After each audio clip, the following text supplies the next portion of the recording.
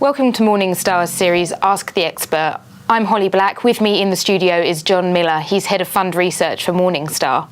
Hello. Hi, Holly. So you're here today to talk to us about what happens when a fund suspends trading. Yes, so it's actually very rare. I think we've got to make that point to start with. And ultimately, what it is investors can't buy, can't sell.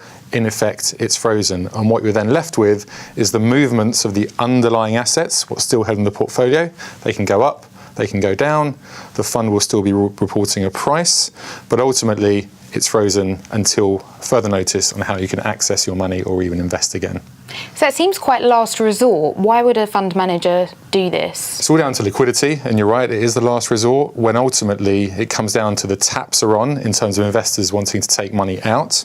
The fund manager and his or her team in terms of trying to unwind the assets, sell them in the market, there's a mismatch. Now, you've got third parties involved in and around a fund, so you invest with a fund manager, but there's administrators and third parties, and what they're there to do is assure that the fund can still have some liquidity. So there can be some safeguarding that actually can force the hand of the manager to actually make sure that the liquidity profile, if it is extreme, can be frozen, and then investors' best interests are looked after in that case. And obviously, I guess each time it's different, but how long does it typically last? It depends on the liquidity profile of the underlying assets and the market, and there's lots of things at play. It can be a few days, it can extend to months. Really, it depends on the individual circumstances, and when it's all in play, you know, as I said, the kind of people called the custodian and third parties, administrators will help make sure things are moved on in a sequential manner and that investors are treated fairly, and you'll even get the regulator probably having a look, having a close eye on steps being taken.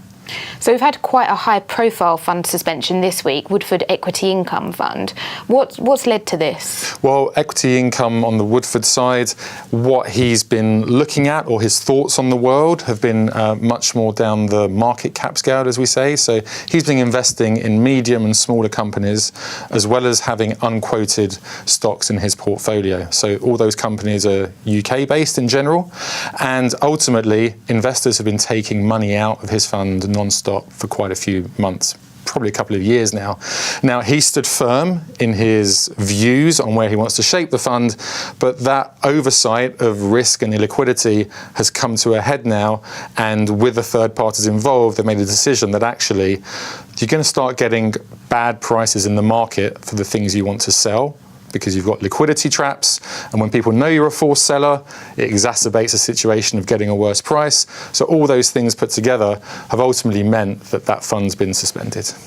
And it's not a common thing. Are there any other examples of funds that have suspended in recent years? It's not common at all. What we've seen a couple of times is property funds, where there you've got daily dealing. So people on the street, people watching this can put £100 a month into a fund, but ultimately you need a building to buy and sell. That can take months to happen. So there's a big illiquidity profile on daily dealing funds, which we don't like in the property space. We've been quite vocal about the mismatch there. Here, for equities, it's probably the first one we can think of across the team scratching our heads. So, it's very rare. We think investors' best interests to look after, but ultimately it's that liquidity mismatch that happened in the unquoteds, as well as stocks where Woodford Investment Management holds a significant stake in the companies. So when the market knows that person wants to unwind positions, as I said, it becomes a exacerbated situation on getting bad prices in the market. So it safeguards investors. How long it could last? Weeks, more on months, I think, in this case. And what does it mean for investors? Presumably, don't panic even when it does open. Yeah, I mean, the fund is going to have a different profile when it's open, because people are going to redeem probably from day one. We don't know the extent of it. And, ultimately, Neil Woodford's had some big calls in the past that he's got right, a few he's got wrong, but made it up in the future. Here, the portfolio is quite extreme. When some unquoted companies get sold, cash is going to be kept.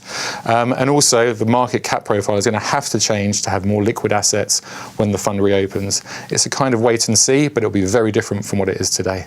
Thanks so much for your time. Yes, sir. And thanks for joining us.